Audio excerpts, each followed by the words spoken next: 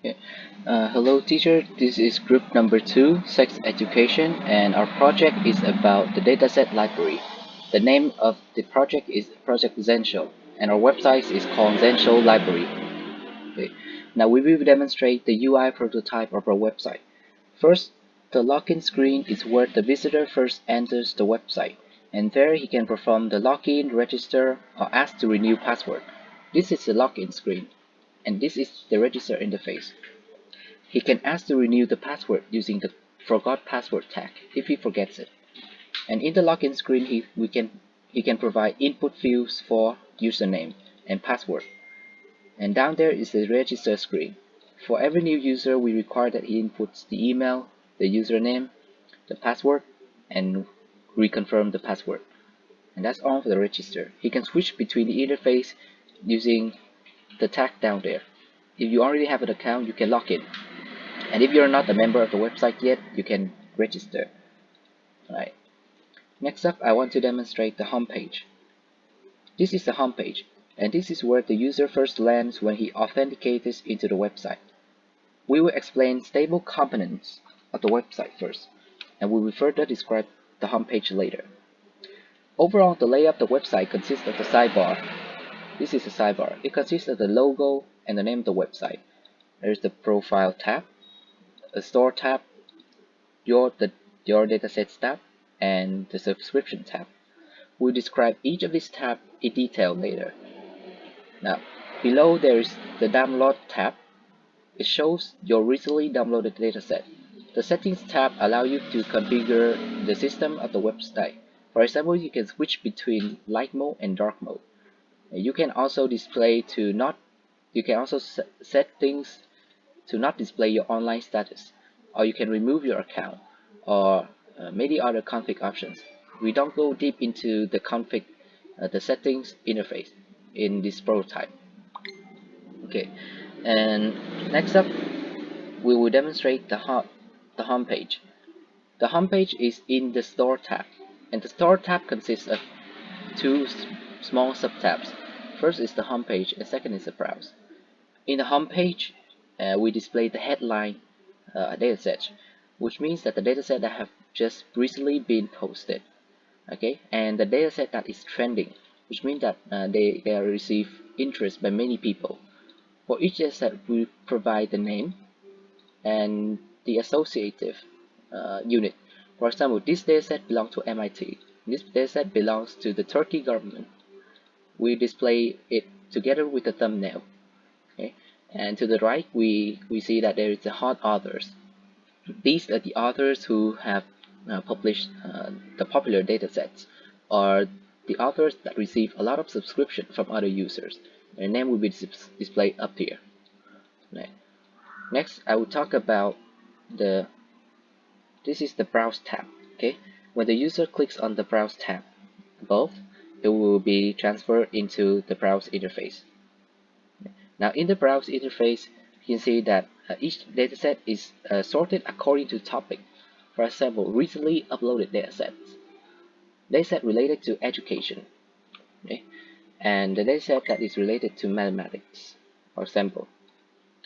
Now, for each of the dataset, we have a frame. Okay, we have a frame displaying the thumbnail first, then the name of the dataset, and then the belonging institution. For example, this dataset belongs to Ho Chi Minh University of Science and last updated.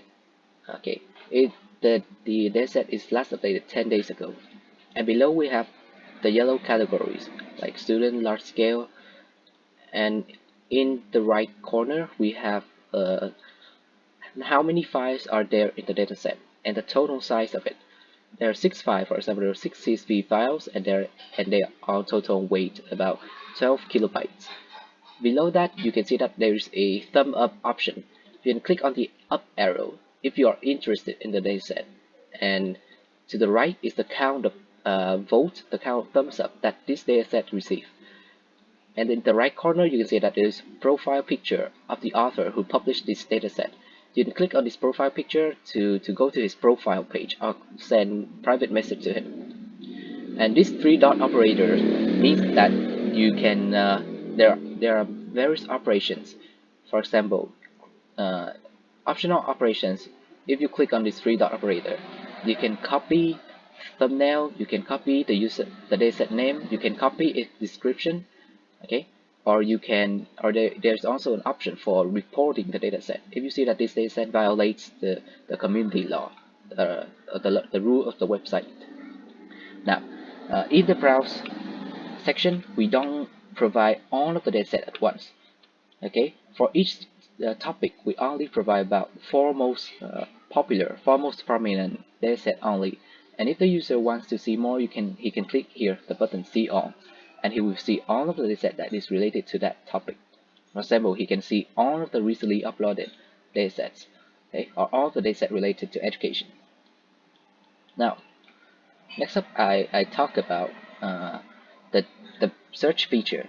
Okay, so if the user inputs any keyword on the search bar on the top left corner right here, okay, this search bar is always presented in all of the UI screen, and if he inputs the keyword here, okay, our website will redirect him to the search result interface, and in this interface, the list of results will appear. But first, for example, in this case, we input the animal keyword. Then there are about 246 results relating to the animal keyword. Okay, and we also provide suggested categories. For example, most of the dataset have the category animal. So here's the animal, and most of them has the category related to bunnies or forest.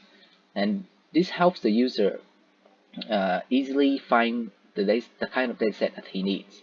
Okay, he can use these categories to sort even further.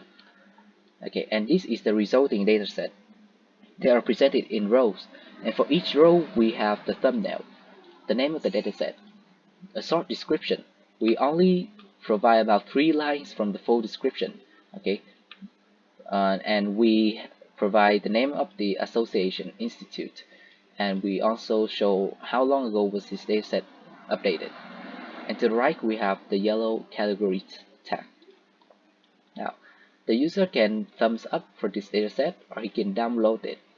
And below we display how many files are there and how heavy they are in total. Now, and that's all for the search section. We do not provide pagination when displaying search results. The user can scroll down endlessly, and the more he scrolls down, the more dataset will be loaded. Next up, I want to talk about the dataset information page. Okay. This is the typical view of the dataset. When the user clicks on any valid dataset, he will be transferred here, and he will first see the thumbnail of the dataset, then the name, the description. Okay, the name, the description. It is a short version of the description, and then the yellow categories. Okay, the name of the uploader, his profile picture, and the time frame, last updated time. And the red line shows whether or not you have subscribed it to this dataset. If you have not subscribed to it, there's a subscribe button right down below. You can view the source code that operates on this dataset, or you can suggest add it to this dataset. Okay. Below the thumbnail there is this description section. You can expand it using the arrow to see full description. And in the description, the author will provide a short terms to describe the dataset and the context of usage with the related links. Okay, how to use it and what is this used for. For example, his experiments. Below the description is the Data Explorer. The Data Explorer will show you like a folder or a file hierarchy of the dataset. Okay, for example, in this dataset we only have one file called cat.csv, and it has the size 35.92 kilobytes. Right? For each file we provide a preview.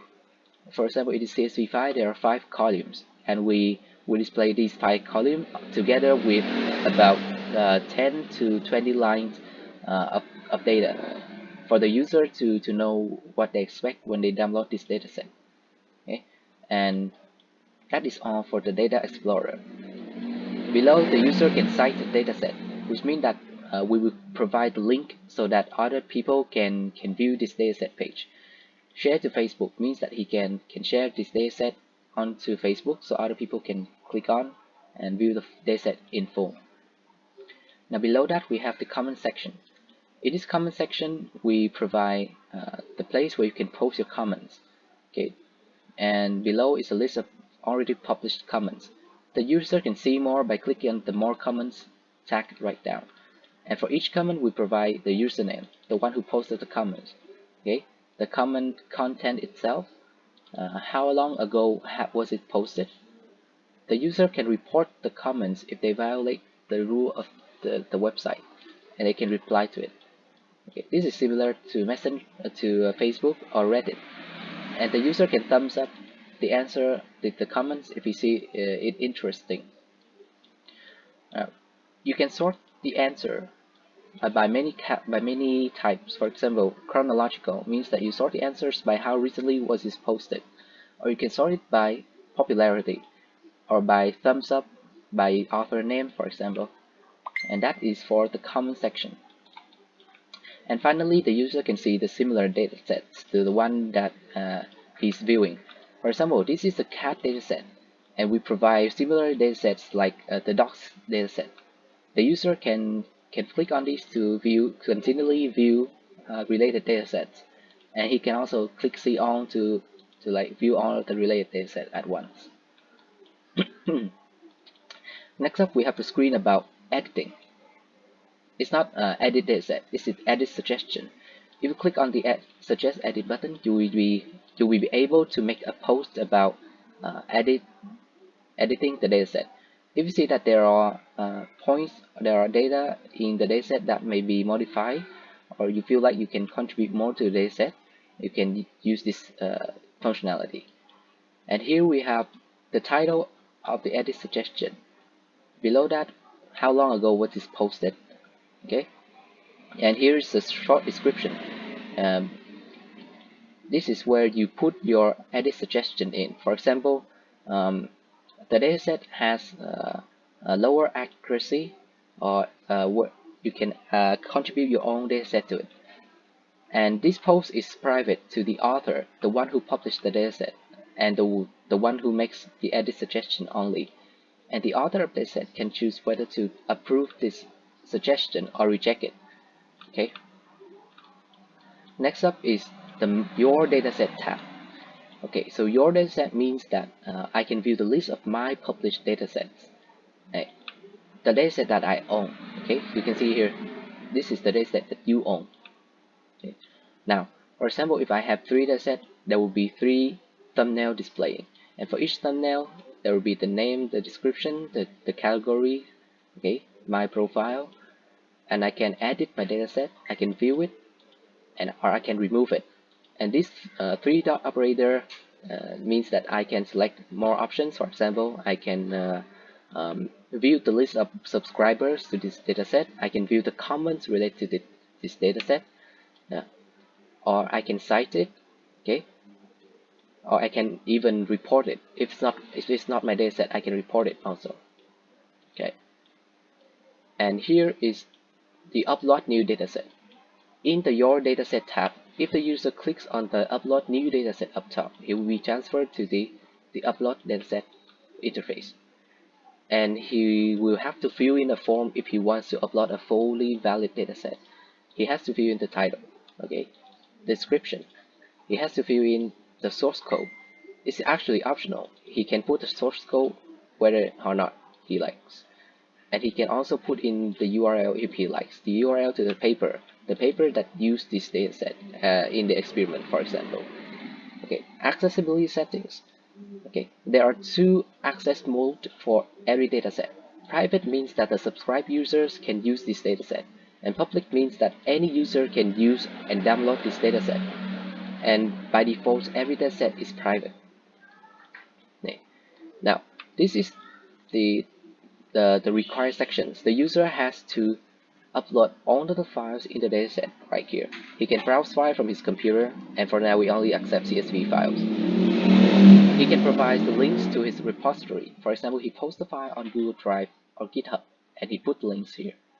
And after he's filled all the required information, and they are on in valid format, yeah, then he can confirm creation by clicking on the creation button right down below.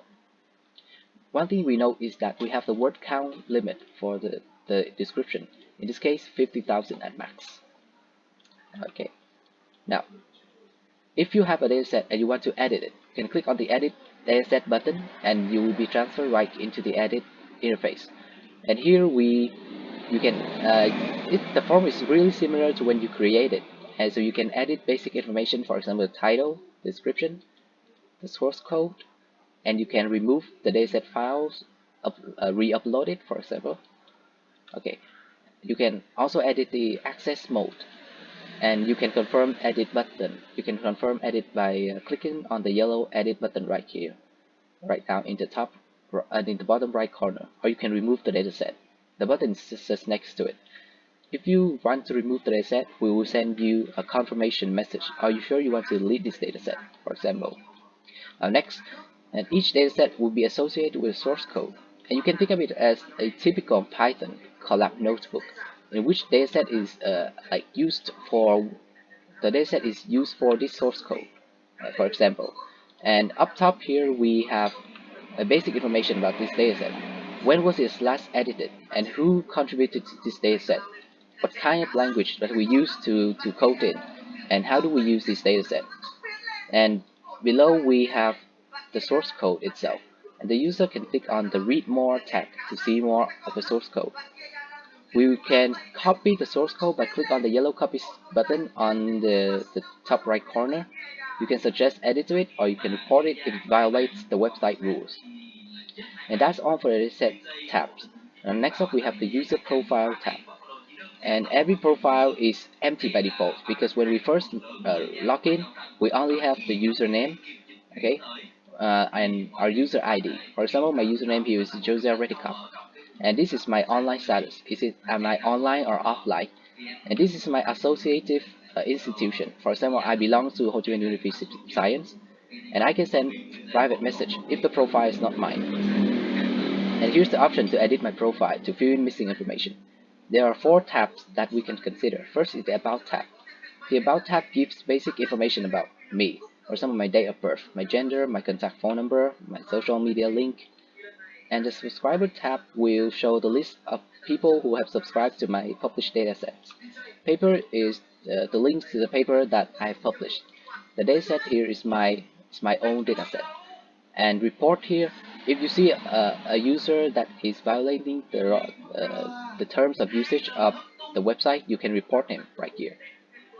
Okay, and next up, if you click on the edit profile, you'll be transferred to a page where you can fill in missing information. For example, my date of birth, my gender, my profession, my contact phone number, and a social media link, the email, the location, the biography, or my published papers.